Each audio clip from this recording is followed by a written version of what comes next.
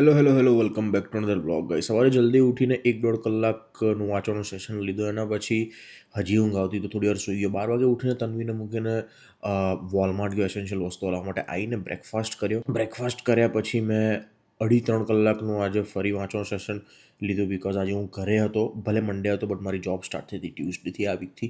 તો મેં 3 કલાક જેવું વાંચ્યું. 4 સવા 4 થયા and then I decided to rest because મારે નાઇટમાં જોબ જવાનું હતું. રેસ્ટ કરીને તન્વીને જોબ પરથી લાવીને ઘરે આવીને જોયું તો પાર્સલ આવી ગયું હતું.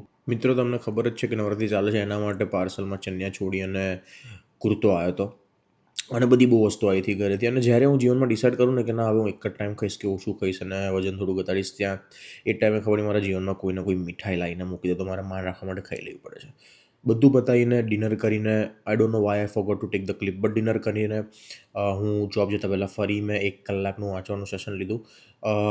આમ તમને લાગતું હશે કે ભાઈ કલાક દોઢ કલાક વાંચવાથી શું થાય, બટ આજે કલાક જે હું વાંચી લઉં છું એ જ રીઝન છે કે જે ગેપ છે મારા અને ફ્રેન્ડ્સના વચ્ચે એ ઓછો થતો જાય છે. દિવસ પર દિવસ હું ફેમિલિયર થતો જઉં છું.